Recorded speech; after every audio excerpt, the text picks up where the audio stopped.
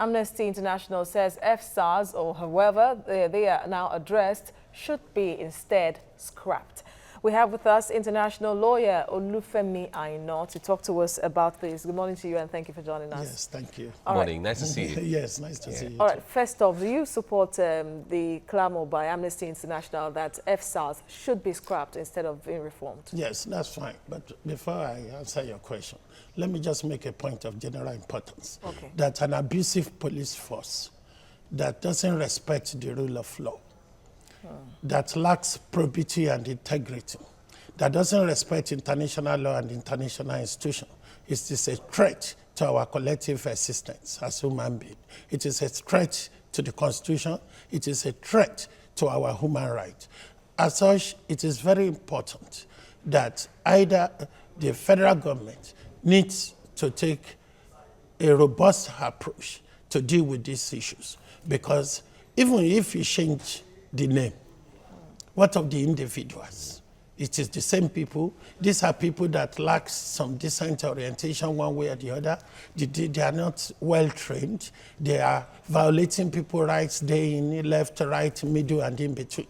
So the best thing is that it is not about changing the name. There should be a complete overhaul of the whole police force. Even whether you scrap the SARS, or you rename them and call them FSARS, it's still the same attitude. And the problem with the Nigerian police is that, one, we have a situation whereby there is no complete discipline, and everybody is just doing what they like. And it is not limited to that. On the flip side, we need to look at the welfare of our police force and make sure that, one, they get decent salary or wages or what have you.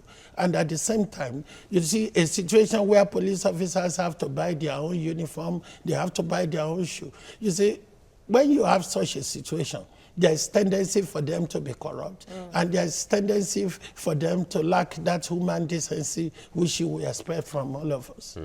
All right, now putting it bare, the police is meant to be or seen to be a regimented organization to a great extent, not necessarily like the military, but to a great extent is regimented.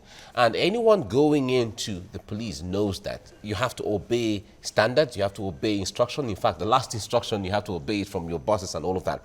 But if there is shortage in welfare and shortage of funds and all of that, does it warrant a police officer who has sworn to protect the integrity and protect the people and all of that to abuse his office to the magnitude to which it is almost becoming institutionalized? Yes, but you have to be very careful, because you can't isolate all those sort of problems from what is going on. Because number one, if you have workers and you don't pay their salary or you don't give them decent wages, there's a tendency for them to steal or cut corners.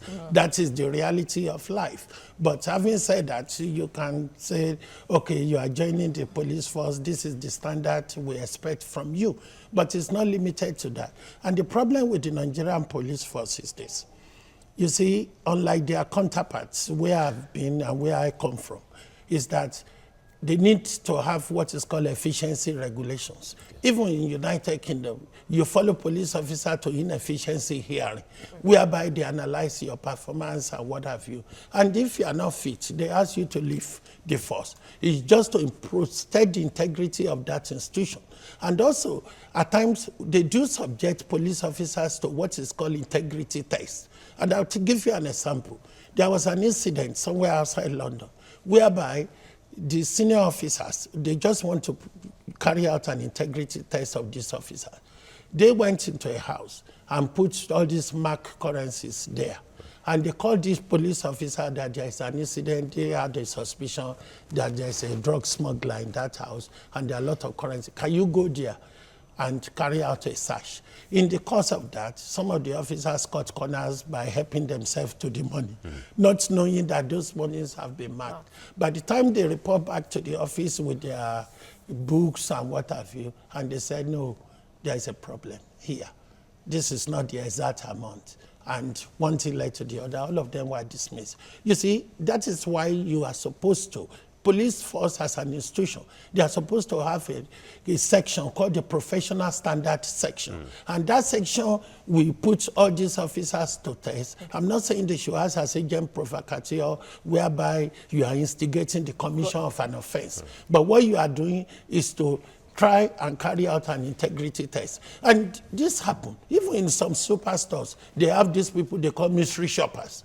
They just go into the shop, they ask you, they are not buying anything, but they are just asking you questions to see whether you as an employee, you know about the product you are selling. So sometimes it is very important for the police force in Nigeria to borrow a leaf from that. And there's the need for a change of attitude. But having said that, the problem we have, we can blame the police from now to high heaven or to the end of the earth. But the issue is this: the welfare of that the police officers is quite paramount. And if you don't want them to take money from members of the public, there is the need for you to make sure they get decent wages. But having said that, all these police officers who are arresting people, torturing them, they need to know one thing. And they mustn't make a mistake, even including the Inspector General of Police, that torture is an offense that has no jurisdiction. Even if you torture people in Nigeria and you go to US or wherever, one day they might see you in a shop and say, this is the officer, and they can bring you to prosecution in that country. So it is important. And this amnesty report, which you mentioned about, it's not about scrapping them. Even if you disband the SARS and you come up with another one, is it not the same set of people? Do you understand me? So the best thing is to go back to the drawing board, make sure we have adequate training, make sure that firearms, you see, if you go to an occasion and you see how the police are abusing the firearm, just go to Federal High Court, they bring all these criminals. In the midst of people, you are carrying gun here and there. Gun is not a toy. Public. Even in the public. Yes. Gun is not a toy. You have to be very careful. And you see, and it boils down to training and the way you communicate. Sometimes it's good for police to stop you. But what we have in Nigeria is that sometimes some of these police officers get starstruck. The moment they see you at the back, sitting down, either with your bead or what have you, something tell them you are you're a very important person and the Lego. And profiling offenders too. Because I think part of the indictment from that sometimes they just stop people. If you have a big car, if you have a big chain, they just assume that you are a criminal. Now, let's create a balance here. Drug smugglers, drug smuggler and what have you, those are lifestyle offenses. A drug smuggler is going to have a big car, is going to have a gold chain, so sometimes the police profile them. That, look, if we look at you and we profile you, it appears you are living beyond your means somehow.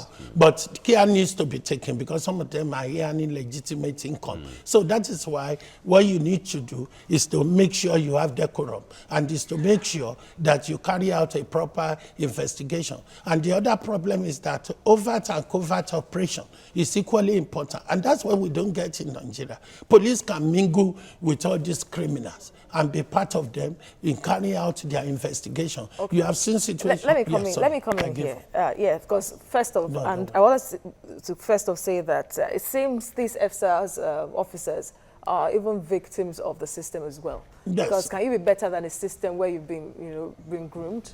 Yes, on one side. Okay. Yes, because the police has been accused of being one of the most corrupt institutions in Nigeria. Yes, I can. A video went viral some months ago where some SARS officers were learning how to, commit internet fraud, because it was the person that posted the picture that you could see them learning from one guy on the laptop allegedly, and then, like you said, profiling. We've been told that most usually they target people that look like internet fraudsters because they know that they have money to spare and everything. But so, what should be done if you're saying that it shouldn't be scrapped, they should be reformed?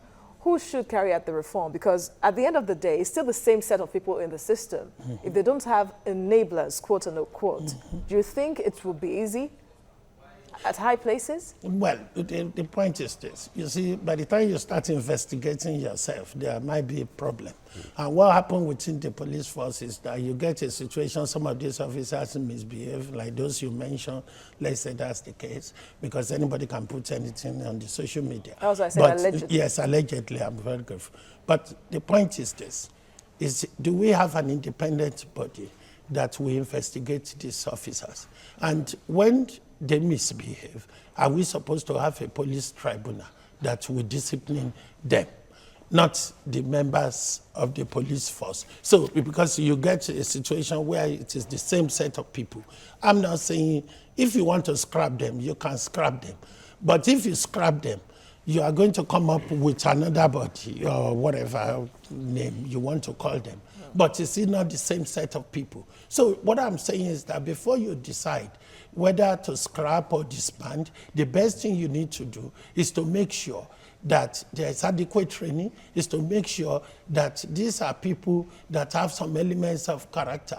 But it's not limited to that. You also, as the government, let's just put it in inverted comma, you need to make sure they are well looked after, their salaries are paid promptly, whether they are entitled to one allowance or allowances, you pay them. A situation where police officers go on the street blocking roads because they have not received their pay, that doesn't speak well. You understand me? That can affect the image of the public. And also privatizing the criminal investigation is very important. By going out, let people know they can give you information, and that is why when you join the police force, confidentiality is a very serious issue, because members of the public are going to give you information. And once the public lose confidence in your police force, we are all in it. And the best thing is to make sure that and they start from the recruitment. Because other things I would just like to mention quickly is that some of these criminals, their rights are even more than you who is their victim. Because if they go into police force, you cannot ask, you must provide them an interpreter, the cell, you must give them food as you go. They must not incriminate people. You know, there are so many rights. And so we need a police force that will respect those rights. And it's not limited to the police, because if the judiciary doesn't commit, the police are going to be demoralized, because by the time they bring people to court, 2 years, 3 years down the line, the case is still dragging on. Okay. So what is likely to happen? All right, we don't have all the time right now, but just in 1 minute, some persons will see the call by Amnesty International for the scrapping of the FSARS as meddling in issues that have to do with the country. How do you reconcile that? No. Okay. I won't say that, because if you don't have Amnesty International and other body who are bringing their searchlight on what is going on, there's going to be a widespread abuse. Okay. And I don't think we should see it as if they are mentally. I think we should see this, that, look, this is a positive criticism, and how do we move forward? That is how nations develop, and Nigeria must follow that. In fact, Amnesty International released a similar report in 2016. In 2016, exactly. And the police was ready to look into it. Yes, all right. Thank you very much, Olufemi Aina, international lawyer. Thanks for coming on the program. Yes, thank you for having me. Right.